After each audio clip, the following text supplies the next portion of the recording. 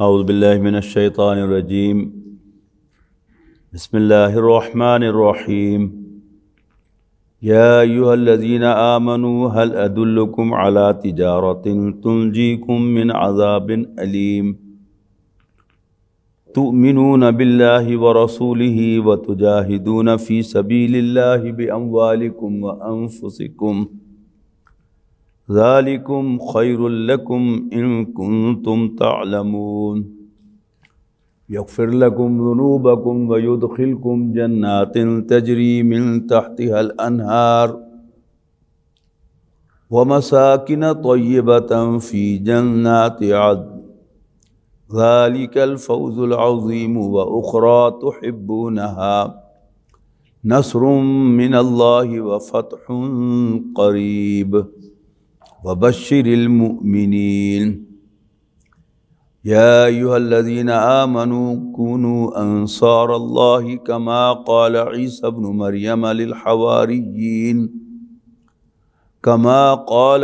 ابن مریم للحواریین من انصاری الی اللہ قال الحواریون نحن انصار اللہ فآمنت طائفۃ من بنی اسرائیل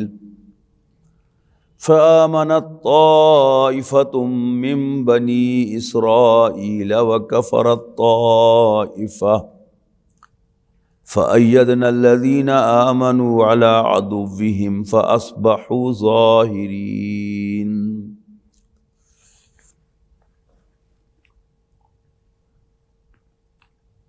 یا ایھا الذین آمنوا هل ادلکم علی تجارۃ تنجیکم من عذاب علیم۔ ان آیات پر درس تو پہلے ہم مکمل کر چکے ہیں، لیکن کچھ نکات تشنہ رہ گئے تھے، آج میں ان کو مکمل کرنا چاہتا ہوں۔ کیا میں تمہیں ایک ایسا سودا نہ بتاؤں؟ سودے میں کیا ہوتا ہے؟ خرید و فروخت۔ نبی اکرم صلی اللہ علیہ وسلم کا ایک بڑا خوبصورت فرمان ہے کہ کل الناس یغدو، غدن کہتے ہیں ٹمارو، صبح۔ ہر شخص نئی صبح کرتا ہے، فبائع نفسہ، اور اپنے آپ کو بیچتا ہے۔ یعنی ہم سب لوگ کوئی کام، کوئی دھندا کرتے ہیں نا، تو انفیکٹ ہم کیا کر رہے ہوتے ہیں؟ اپنے آپ کو بیچ رہے ہوتے ہیں۔ کوئی امپلائر ہماری بولی لگاتا ہے، یا کوئی شخص جو ہم سے کام لیتا ہے وہ ہماری بولی لگاتا ہے کہ میں تمہیں اتنے دوں گا۔ تو نبی اکرم صلی اللہ علیہ وسلم فرما رہے ہیں کہ ہر شخص جب نئی صبح کرتا ہے تو وہ اپنے آپ کو بیچتا ہے۔ جب بھی آپ کچھ خرید و فروخت کرتے ہیں، بزنس کرتے ہیں، مقصد کیا ہوتا ہے؟ کچھ بنانا، کچھ حاصل کرنا، کچھ اچیو کرنا۔ فَمُعْتِقُهَا او موبقها، ہر شخص، ہر انسان، ہر انڈیویجول صبح کرتا ہے اور اپنے آپ کو بیچتا ہے۔ لیکن اس کا ایک تو دنیاوی اعتبار سے اس کی اچیومنٹ ہے کہ اس نے دنیا میں کیا کمایا۔ کوئی شخص جو ہے وہ دن کے 500 روپے کماتا ہے، کسی کو 1000 روپے دہاڑی ملتی ہے، کوئی لاکھوں کماتا ہے، اور 12 کئی کروڑوں بھی کماتے ہیں ایک دن میں۔ دوسرا ایک اچیومنٹ ہے آخرت میں، اس لیے کہ میں جو دن گزار رہا ہوں اس کا بھی تو مجھے وہاں جا کے حساب دینا ہے نا۔ کہا فرماتے ہیں فَمُوْتِقُهَا او مُوبِقُهَا، دن بھر کے اپنے آپ کو بیچ کر، لگا کر، کھپا کر، یا تو وہ اپنے آپ کو جہنم کی آگ سے آزاد کرا لیتا ہے، او موبقھا، یا اس میں مبتلا کرا لیتا ہے۔ یہی دو نتیجے ہیں نا آخرت کے۔ یا جسے ان آیات میں کہا گیا کہ یغفر لکم ذنوبکم، کہ اگر تم اللہ اور اس کے رسول پر ایمان رکھتے ہوئے اللہ کے راستے میں اپنے مال کے ساتھ وٹ ایور یو ہیو، اور اپنے سیلفز کے ساتھ جو کچھ کی تمہارے پاس باہر ہے یا اندر ہے، اندر کیا ہے؟ انرجی ہے، انڈرسٹینڈنگ ہے، طاقت ہے۔ یہی انڈرسٹینڈنگ، انرجی، اسی کو بروئے کار لا کے ہم دنیا کما رہے ہیں نا، اور اسی سے ہمارا ایک اور کھاتا بھی کھلا ہوا ہے کہ اگر ہم نے اللہ تعالیٰ کو راضی کر لیا، اس کی پسند کا خیال کرتے ہوئے اس کے سامنے عاجزی اختیار کی، بندگی اختیار کی، تو وہ راضی ہوگا اور تمہارے لیے تمہاری مغفرت کے سرٹیفکیٹ پر سائن کر دے گا، جا بخشا۔ دس از دا بیسٹ اچیومنٹ۔ او موبقھا، یا اس نے دن ایسے گزارا، اپنے آپ کو اس طرح بیچا کہ اس نے جہنم کا ایندھن بننے کا فیصلہ کر لیا اور اپنے آپ کو جہنم کے عذاب میں مبتلا کر دیا۔ کل الناس یغدو فبائع نفسہ، اپنے آپ کو بیچتا ہے، فموتقھا او موبقھا، تو یا اپنے آپ کو جہنم کی آگ سے چھڑا لیتا ہے یا اس میں مبتلا کر لیتا ہے۔ پھر سب سے بڑی چیز تو مغفرت ہے، یعنی اگر وہ مل گئی تو بس بارے نیارے ہیں، باقی سب کام سیدھے ہو جائیں گے۔ اس لیے کہ حساب کتاب کی بنیاد پر حضور صلی اللہ علیہ وسلم نے فرمایا کہ میں بھی جنت میں نہیں جا سکتا، اس لیے کہ پھر حساب تو حساب ہوتا ہے نا، وہ پھر اللہ تعالیٰ ایک ایک نعمت کا بھی مجھ سے حساب لے گا نا۔ اس ہاتھ سے میں نے کیا کیا یہ تو بعد میں حساب ہوگا، پہلے اللہ نے مجھے یہ ہاتھ دیا تھا، اس کی نعمت کا حساب لو کہ تم نے میرا شکر کتنی دفعہ ادا کیا۔ آنکھ کا حساب کہ میں نے استعمال کیسے کیا یہ تو بعد میں ہے، لیکن آنکھ کی نعمت کا بھی تو حساب ہے۔ یہ زبان جو اللہ نے دی ہے، اس سے گالیاں بکی یا سچ اور خیر کی بات کہی، قرآن مجید پڑھا پڑھایا، درود شریف پڑھا، اللہ کو یاد کیا، یا فضول بکواس کرتا رہا، یہ حساب تو بعد میں ہوگا۔ لیکن یہ اللہ نے زبان مجھے دی۔ کسی گونگے کو دیکھے نا، کبھی ہم نے گونگے کو دیکھ کر شکر ادا کیا؟ کبھی اندھے کو دیکھ کر شکر ادا کیا؟ پہلے تو یہ حساب بھی ہونا ہے۔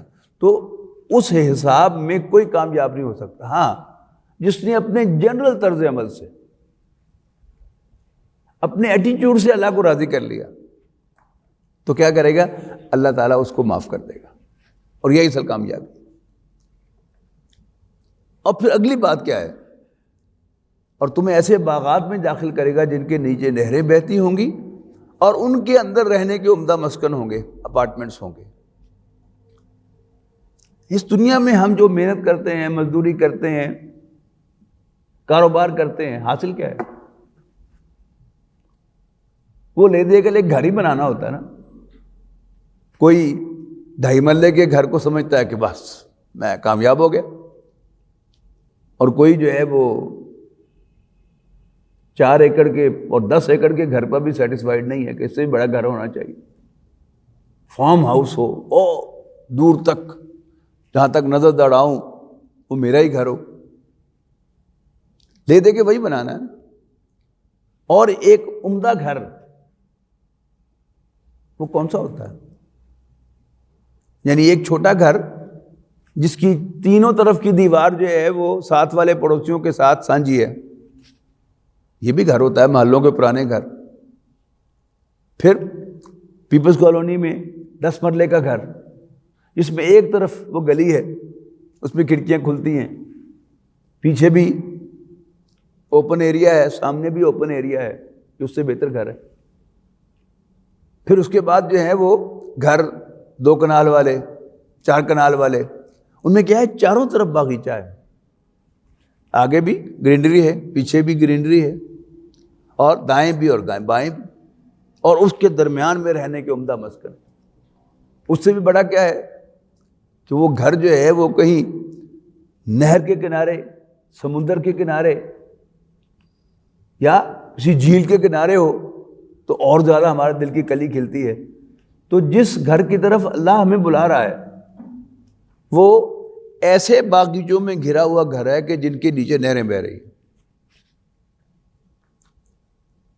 تو دنیا نے لے دے کے تم نے بنانا تو وہ گھر ہی ہے، وہ گھر تمہیں میں دے دوں گا، اور دنیا کا گھر تو بھارا تمہیں چھوڑ کے جانا ہی ہے، میں تمہیں ایسا گھر دوں گا جس پہ تم ہمیشہ رہو گے۔ یہ ہے اصل اچیومنٹ، ذالک الفوز العظیم، یہ تو ہے بڑی کامیابی۔ وَأُخْرَىٰ تُحِبُّونَهَا، اینڈ another جو تمہیں بڑی پسند ہے، وہ کیا ہے؟ انسان دنیا میں بھی گین چاہتا ہے کہ، اور یہ اس دنیا میں، دنیا کے معاملات میں بھی ہوتا ہے، جو کاروباری خاندان سے تعلق رکھنے والے بچے ہیں، ان کو ان کے والدین سمجھاتے ہیں کہ پہلے دن کھٹی نہیں ہوتی، وہ جو محاورے بنے ہوئے ہیں، پہلا سال چٹی، دوسرا سال ہٹی، تیسرا سال کھٹی، لیکن انسان کا دل کیا کرتا ہے کہ ادھر میں دکان کھولوں اور ایک دم جو ہے وہ گاہکوں کا تانتا بن جائے اور پہلے ہی مہینے میری انکم جو ہے وہ آسمان تک پہنچ جائے، دل تو یہی چاہتا ہے۔ تو اللہ کے دین کے لیے کام کرنے والے، اللہ کے جھنڈے کو سر بلند کرنے کے لیے کھڑے ہونے والے، ان کو اللہ تعالیٰ ری ایشور کر رہا ہے، فکر نہ کرو، جب تم ایمان کے ساتھ اللہ کے راستے میں جہاد کرو گے، اخروی کامیابی تو پکی ہے، لیکن دنیاوی بھی ملے گی۔ لیکن اس میں ایک بات یہ ہے، وہ یاد رکھیے گا، جو کامیابی ہوتی ہے، خواہ وہ دنیا کی کامیابی ہو، اس میں اصول کیا ہے؟ منزل انہیں ملی جو رفیق سفر نہ تھے۔ یعنی جو بڑا بزرگ کاروبار سیٹ کرتا ہے اور جب کاروبار سیٹ کر کے بچوں کو منتقل کر دیتا ہے، اس کو تو بلاوا آ جاتا ہے فوراً، وہ سارے جو اس کے پھل ہوتے ہیں اس کاروبار کے، وہ کون کھاتے ہیں؟ اس کے بیٹے اور پھر اس کے پوتے۔ منزل انہیں ملی جو رفیق سفر نہ تھے۔ نبی اکرم صلی اللہ علیہ وسلم کی جد و جہد میں بڑا فیصلہ کن کردار ہے حضرت مصعب بن عمیر رضی اللہ تعالیٰ عنہ کا، کہ بیعت عقبہ اولیٰ کے موقع پر مدینے کے لوگوں نے تقاضا کیا کہ اللہ کے رسول، ہم آپ سے بہت دور ہیں، روز روز آپ کی خدمت میں حاضر ہونا ہمارے لیے ممکن نہیں ہے۔ کتنے آدمی تھے وہ؟ 12 آدمی صرف۔ آپ ہمیں کوئی مقری، قرآن پڑھانے والا، کوئی مدرس عطا کر دیجئے جو وہاں بیٹھے ہوئے ہمیں قرآن پڑھاتا رہے۔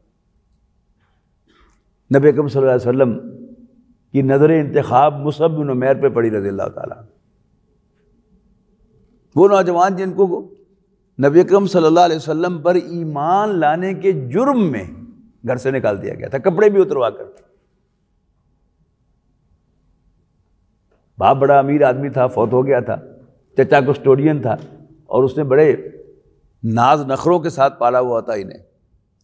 شام سے جوڑا سل کے آتا تھا، اتنی خوشبو لگاتے تھے کہ جہاں سے گزر جائیں لوگوں کو اندازہ ہوتا تھا کہ ہو نہ ہو آج یہاں سے مصعب گزرا ہے۔ تو نبی اکرم صلی اللہ علیہ وسلم نے انہیں نبوت کے 12ویں سال حج کے موقع پر مدینے والوں کے ساتھ بھیج دیا۔ 1 سال تک انہوں نے قرآن مجید پڑھایا۔ پہلے بھی میں نے یہ الفاظ دہرائے ہیں آپ حضرات کے سامنے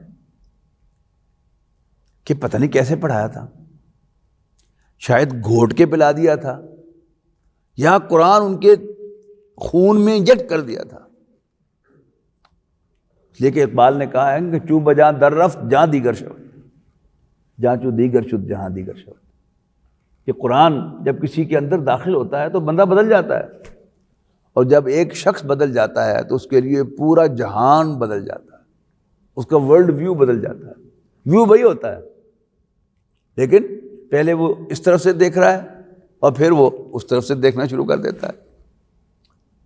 تو کیا ہوا، 1 سال تک انہوں نے محنت کی، اور اس کے نتیجے میں اگلے سال جب حج کے لیے آئے مدینے کے لوگ، تو وہ نبی اکرم صلی اللہ علیہ وسلم کے لیے وہ بڑی آفر لے کر آئے۔ بہت زور دے کر میں نے بڑی کہا ہے، کیوں؟ اللہ کے رسول، آپ کے گھر والوں نے، آپ کے خاندان والوں نے آپ کو ڈسون کر دیا ہے، آئیے آپ ہمارے پاس تشریف لے آئیں، ہم اسی طرح آپ کی حفاظت کریں گے جیسے اپنے خاندان میں پیدا ہونے والے بچوں کی حفاظت کرتے ہیں۔ یعنی ہم آپ کو متبنہ بناتے ہیں، ایڈاپٹ کرتے ہیں ایز اے پرسن۔ آپ نے آفر قبول کی، بیعت عقبہ ثانیہ ہوئی، آپ نے 12 نقیب مقرر کیے، ان کے اندر ہر 6 آدمیوں پر ایک ذمہ دار، اور بیعت لی کہ ان کا کہنا مانو گے۔ اور ربیع الاول میں نبوت کے 14ویں سال نبی اکرم صلی اللہ علیہ وسلم مدینہ منورہ منتقل ہوئے، اور اس کے 7.5 سال کے بعد مکہ فتح ہو گیا۔ تو ہے نا بڑا فیصلہ کن رول حضرت مصعب بن عمیر کا۔ اور شوال سن 3 ہجری میں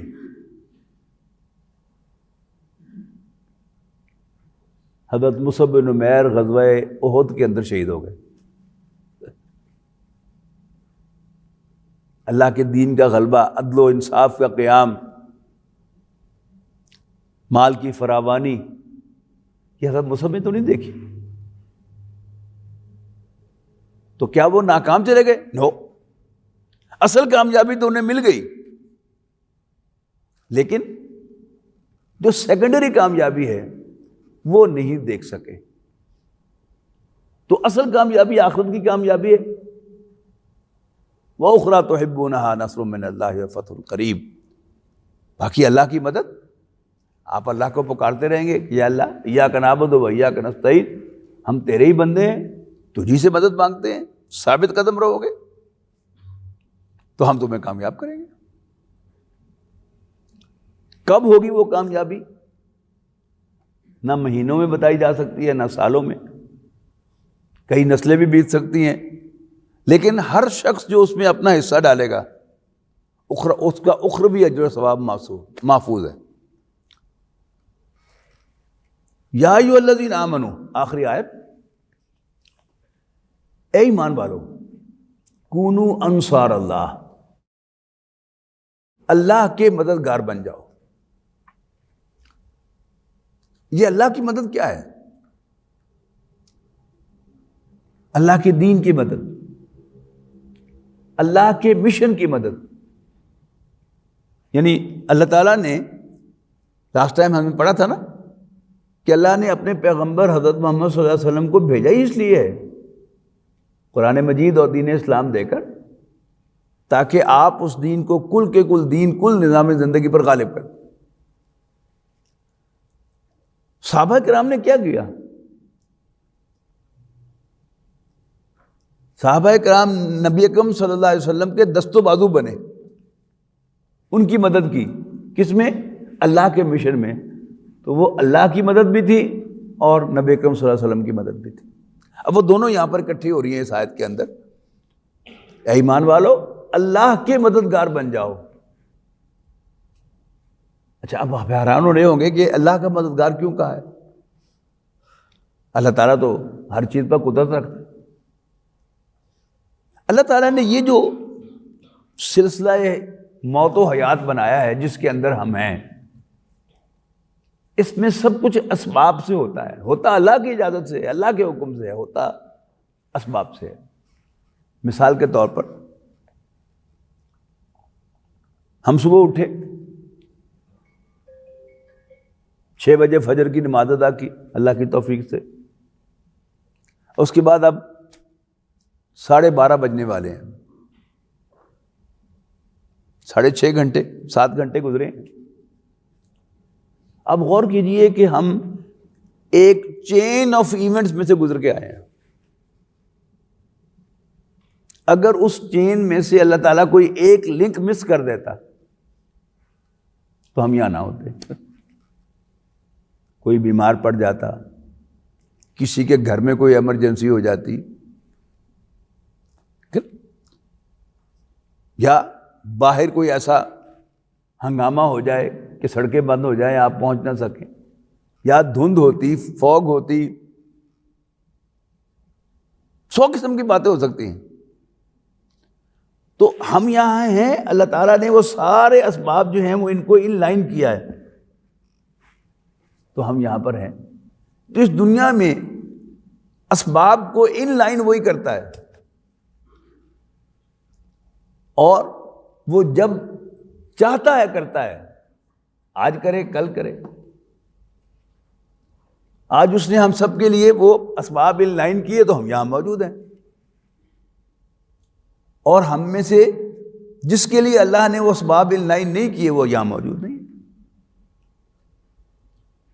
تو اللہ تعالیٰ تو اپنے حکم سے کن فیکون سے بھی اپنا دین غالب کر سکتا تھا. اگر اللہ چاہتا تو تمام انسان ہدایت پر ہوتے، جیسے فرشتے ہدایت پر رہتے ہیں، گمراہ ہوتے ہی نہیں، انسان بھی گمراہ نہ ہوتا. لیکن انسان کو اللہ تعالیٰ نے جو اسپیشل سٹیٹس عطا کیا ہے، اپنا خلیفہ کہا ہے. کیوں کہا ہے؟ کہ یہ آزاد ہے، اپنا فیصلہ خود کرتا ہے. خاکی و نوری نہاد بندہ مولا صفات. یہ انسان جو ہے یہ خاک بھی ہے اور نور بھی ہے. اس کا جسم خاکی ہے اور اس کے اندر روح جو ہے وہ نوری ہے. خاکی و نوری نہاد بندہ مولا صفات، اور یہ خدائی صفات کا حامل ہے. ہر دو جہاں سے غنی اس کا دل بے نیاز. جیسے اللہ تعالیٰ ہر چیز سے بے نیاز ہے، انڈیپینڈنٹ آف ایوری تھنگ ہے، انسان کا دل بھی انڈیپینڈنٹ آف ایوری تھنگ ہے. جسم محتاج ہے کھانے کا، پینے کا، سانس لینے کا اور سارے کام کرنے کا، لیکن انسان کا دل محتاج نہیں ہے. اگر دل فیصلہ کر لے کہ میں نے یہ نہیں کھانا، نہیں کھائے گا، مر جائے گا. اگر دل فیصلہ کر لے کہ میں نے یہ پانی نہیں پینا، مر جائے گا. تو اللہ تعالیٰ نے راستہ دکھایا پہلے انسان کو اپنے دل میں. ہر انسان دل سے جانتا ہے کہ کوئی میرا پیدا کرنے والا ہے، میں خود پیدا نہیں ہوا، اور اپنے دل میں محسوس کرتا ہے کہ میرے اللہ نے مجھے آزادی دی ہے دو راستوں میں سے ایک کو چوز کرنے کی. اب اللہ تعالیٰ نے حضرت موسیٰ علیہ السلام کو شریعت دی. لاسٹ ٹائم میں نے ذکر کیا تھا، بلکہ اس سے پچھلے پروگرام میں آپ کو یاد ہوگا کہ وہ آیت ہم نے پڑھی تھی کہ یاد کرو جب موسیٰ نے اپنی قوم سے کہا، اے میری قوم مجھے کیوں تنگ کرتے ہو، مجھے کیوں ایذا پہنچاتے ہو، جبکہ تم جانتے ہو کہ میں تمہاری طرف بھیجا ہوا اللہ کا رسول ہوں، اور میں تمہیں اللہ کا حکم پہنچا رہا ہوں کہ لڑو، شہر فتح کرو لڑ کے. انہوں نے کہا کہ نا ہم نے نہیں کرنا. لیکن صحابہ کرام نے رسپونڈ کیا، اللہ تعالیٰ نے برکت ڈالی، اور صرف 21 قمری سالوں کے اندر مکہ فتح ہو گیا. یعنی وحی کے آغاز تھے 21 سال بھی نہیں، 20.5 سال سمجھیے، مکہ فتح ہو گیا. تو لیکن اب دو کا مقابلہ ہے. مشن اللہ کا ہے جو موسیٰ علیہ السلام کو بھی دیا گیا، نبی اکرم صلی اللہ علیہ وسلم کو بھی دیا گیا. موسیٰ علیہ السلام کے ساتھی ان کے دست و بازو نہیں بنے، انہوں نے اس کام میں موسیٰ علیہ السلام کی مدد نہیں کی. نبی اکرم صلی اللہ علیہ وسلم کو مشن سونپا گیا، اللہ کی جھنڈے کی سربلندی. صحابہ کرام نے اپنی جانیں قربان کی، وہ مشن اکمپلش ہو گیا. تو یہ دونوں کی مدد ہے، اللہ تعالیٰ قرار دے رہا ہے، میرے مددگار بھی اور پیغمبر کے مددگار بھی. تو فرمایا یا ایھا الذین آمنوا کونوا انصار اللہ، اے ایمان والو اللہ کے مددگار بن جاؤ. کما قال عیسی ابن مریم للحواریین من انصاری الی اللہ، جیسے عیسیٰ ابن مریم نے اپنے حواریوں سے کہا تھا کون ہے میرا مددگار اللہ کے مشن میں، اللہ کے راستے میں. قال الحواریون نحن انصار اللہ، تو ان کے حواریوں نے فوراً کہا تھا کہ یس ہم اللہ کے مددگار ہیں. یعنی عیسیٰ علیہ السلام نے کہا کون اللہ کا مددگار ہے، تو کون میرا مددگار ہے اللہ کے راستے میں، تو انہوں نے کہا کہ ہم اللہ کے مددگار ہیں. یعنی ایک ہی چیز ہے. فآمنت طائفۃ من بنی اسرائیل وکفرت طائفہ. یہ ذہن میں رہنا چاہیے کہ حضرت عیسیٰ علیہ السلام بھی یہودی تھے، بنی اسرائیل میں سے تھے. ان بنی اسرائیل میں سے ایک گروہ نے حضرت عیسیٰ علیہ السلام کو اللہ کا رسول مان لیا. یہ کون ہو گئے؟ کہ اب اس میں سے ایک آؤٹ شوٹ ہے عیسائیت. فآمنت طائفۃ من بنی اسرائیل، تو مان لیا بنی اسرائیل میں سے ایک گروہ نے. فکفرت طائفہ، اور دوسرے گروہ نے عیسیٰ علیہ السلام کی رسالت کا انکار کیا. فأیدنا الذین آمنوا علی عدوہم، لیکن ہم نے فتح دی، میں تائید کی، مدد کی ان لوگوں کی جو ایمان لائے تھے. یعنی یہ کون ہے ایمان لانے والے؟ وہی عیسیٰ علیہ السلام پر ایمان لانے والے. کہ ہم نے تائید کی، مدد کی ایمان والوں کی ان کے دشمنوں کے خلاف. ان کے دشمن کون رہ گئے اب؟ یہودی اور عیسائی. یعنی ماضی قریب تک عیسائی یہودیوں کو اپنا دشمن سمجھتے رہے، اور بہت بڑا دشمن، جو ان کے خیال کے مطابق ان کے خدا کو جنہوں نے مارا، خدا کے بیٹے کو مارا، ان کے ہیرو کو مارا، ان کے رسول کو مارا. یہ کسی بھی اینگل سے دیکھ لیں. جیسے ابو جہل کا نام سنتے ہی ہمیں غصہ آتا ہے نا، کہ اس نے نبی اکرم صلی اللہ علیہ وسلم کے گلے میں پھندا ڈلوایا، چادر کا اوجری ڈلوائی. غصہ آتا ہے نا ہمیں. اسی طرح عیسائیوں کو یہودیوں پر غصہ تھا کہ انہوں نے ہمارے خدا کو، خدا کے بیٹے کو، ہمارے رسول کو سولی چڑھایا. یہ تو ابھی پچھلی صدی کے آخر میں پوپ صاحب نے معاف کر دیا جرم. یعنی یہودیوں کو اس جرم سے انہوں نے ریلیو کر دیا، ناٹ گلٹی. یہ تو ایک پولیٹیکل سٹنٹ تھا نا، کہ ہماری اصل دشمنی تو مسلمانوں کے خلاف ہے، تاکہ عیسائی یا یہودی ایک ہو کر مسلمانوں کے خلاف لڑیں. لیکن یہاں کیا کہا جا رہا ہے؟ بس ہم نے مدد کی ان کی جو ایمان والے تھے، جن کے خلاف؟ ان کے دشمنوں کے خلاف. اور عیسیٰ علیہ السلام کے رفع آسمانی کے بعد سے لے کر آج تک بھی یہ عیسائی ہیں جو یہودیوں کو سہارا دے کے کھڑے، امریکہ ہو یا برطانیہ ہو یا فرانس ہو. انہوں نے اسرائیل کو اس وقت کھڑا کیا ہوا ہے نا سہارا دے کر. اور اگر ان عیسائیوں کی سپورٹ وہاں سے نکل جائے تو فلسطینی تو ان کا تکا بوٹی کر دیں. تو ہم نے مدد کی عیسیٰ کے ماننے والوں کی، ان کے مخالفین، ان کے دشمنوں کے خلاف. فَأَصْبَحُوا ظَاهِرِينَ، اور وہ غالب ہو گئے. یعنی حضرت عیسیٰ علیہ السلام کے رفع آسمانی سے لے کر آج تک یہودیوں کو پولیٹیکل غلبہ حاصل نہیں ہوا.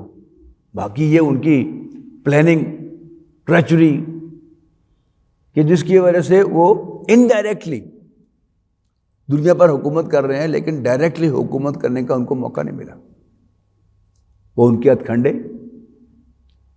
کہ جو بھی جتنی بھی سوشل سائنسز ہیں ان میں انہوں نے قبضہ جمایا، اور دنیا کا جو مالیاتی نظام ہے اس کو اپنے کنٹرول میں لے لیا. بینکاری کا نظام، سارے بڑے بڑے بینکرز کون ہیں؟ یہودی. یعنی عیسائیوں کو انہوں نے رام کر لیا ہے لیکن غلبہ نہیں ان پر ہوا. تو قرآن مجید نے صاف اعلان کر دیا فَأَصْبَحُوا ظَاهِرِينَ، تو حضرت عیسیٰ کے ماننے والے غالب ہو گئے. آج اس پر اکتفا کرتے ہیں. آخر دعوانا الحمدللہ رب العالمین.